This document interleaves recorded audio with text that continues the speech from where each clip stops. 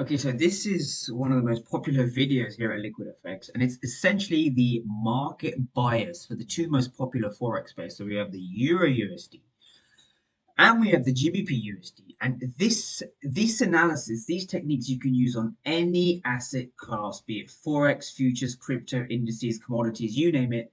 Take these concepts, these price action concepts, and apply it to any market of your choice. So here we start on the Euro USD, right? So if we quickly zoom out in price, again, what we see is we see structure highs up here. So we see the last structural high up here, and we see this last structural low down here. And so from this, you need to ask yourself now, the weekly bias is what? Well, we're kind of entering a little bit of a range over here. So we're not completely decisive on the Euro USD.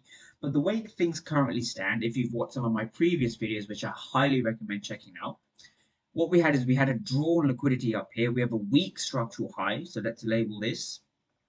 This is a weak high.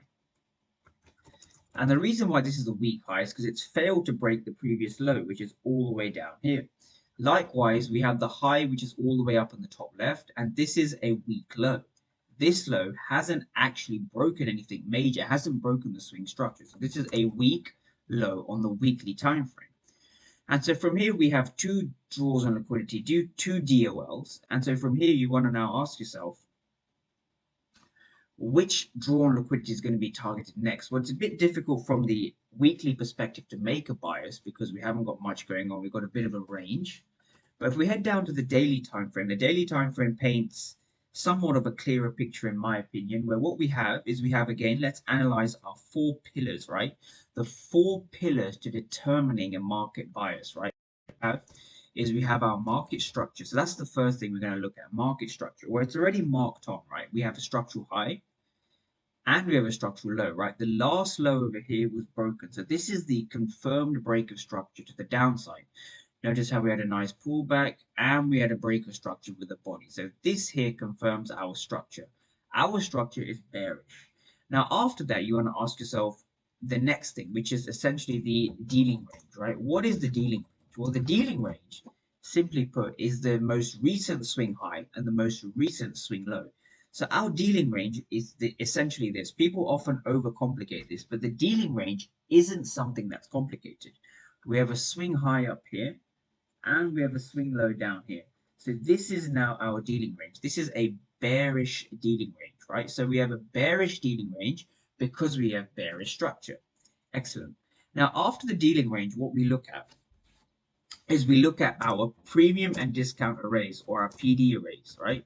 Premium and discount arrays, or PD arrays. Okay, so how do we determine what's premium and what's discount? Well, let's quickly remove the Fibonacci tool. Let's add it on. So our Fibonacci tool is projected from that dealing range swing high. So notice how all the concepts kind of domino effect from each other. We have a swing high up here and we have a swing low down here, right? So this is how we project the Fibonacci tool from the dealing range high down to the dealing range low, right? So anything above this 50% level is a premium. Anything below is a discount. That's pretty self-explanatory. And the last thing we want to look at is our inefficiencies or our fair value gaps, right? Very, very important. Now, why are the fair value gaps and the inefficiencies important? And why do we always follow this four-pillar structure of structure, dealing range, premium and discount arrays, and fair value gaps? Well, if we zoom into price and look at it more carefully, what we see is we see in the premium, we have two POIs that have been marked out. Again, the blue box over here represents an inefficiency in the premium, hence gives rise to this daily POI over here. It's the same thing up here. We have a fair value gap over here, and therefore we have a daily POI just over here.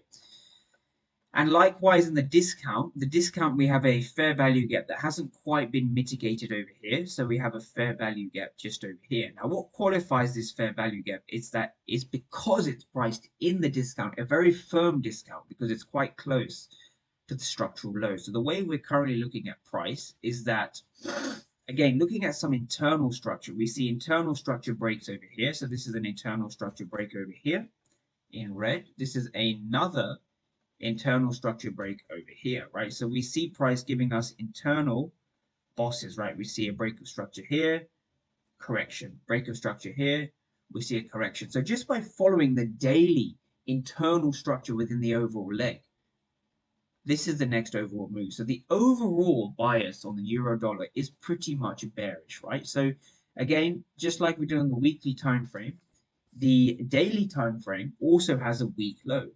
This is a weak structural low over here, right? Let's label that. This is a weak low.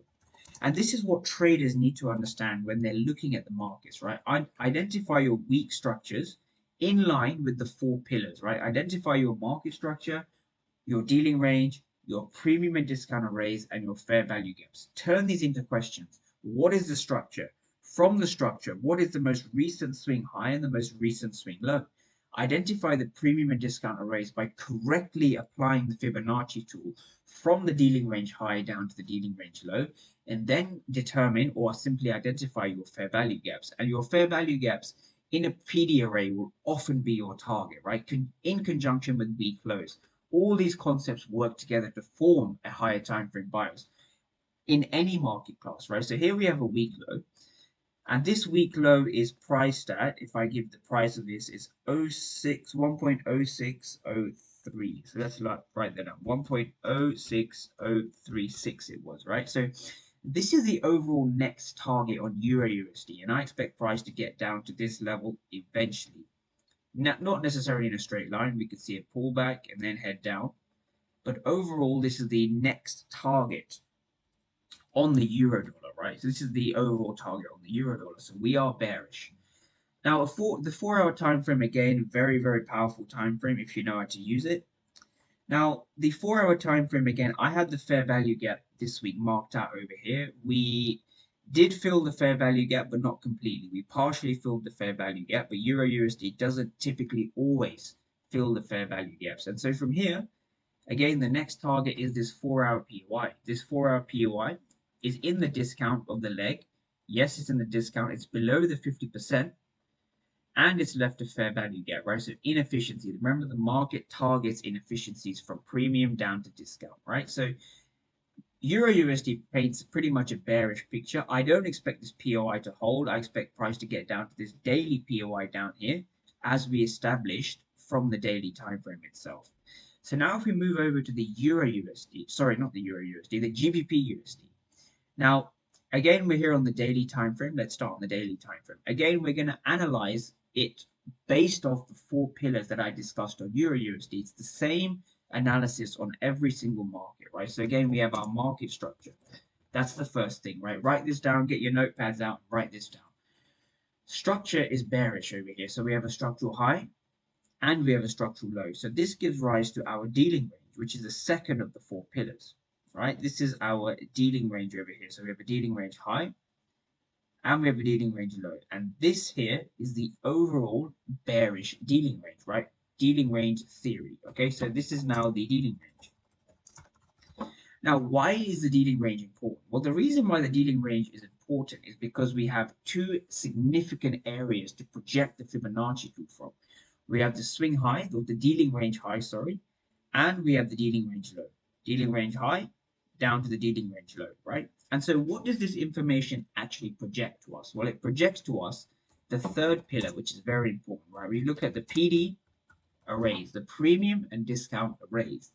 And so anything above the 50% level is a premium, anything below is a discount.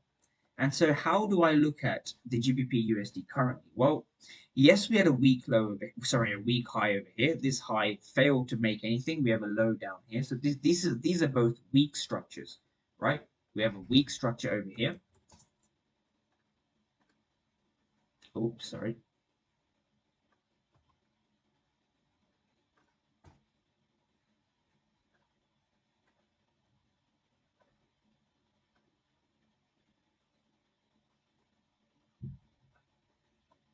We have a weak structure over here, and we have a weak structure just over here. Okay, so from here, the overall narrative on the GBP USD is for price to get down to at least this POI before we see a bullish reaction. But again, we have a more firmly priced premium over here, sorry, a discount.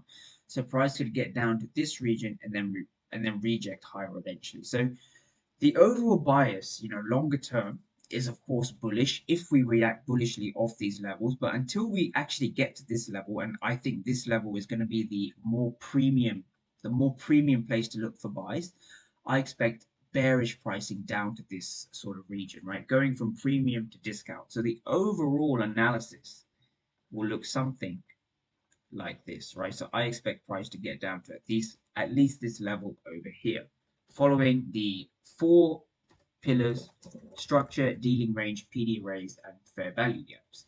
So if we head down to the 4 hour time frame quickly, the last thing we're going to look at.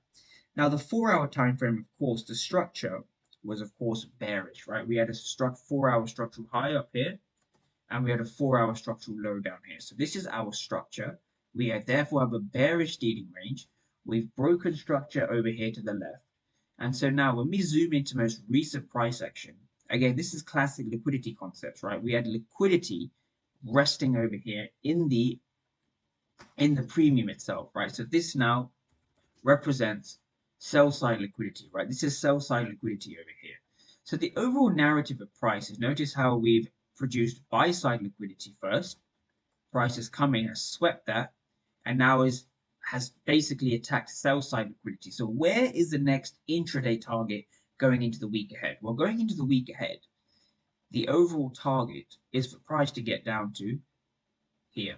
This is the overall target of price. So I am bearish on the GBP USD going into Monday, Tuesday of next week. We could see price simply rally down, or we could see price fill some fair value gaps before heading lower. But the overall bias, the safe bias, is bearish because we have a POI over here in the discount that has been mitigated along with the bearish order flow, right? So this is how we use the four pillars to understand market bias.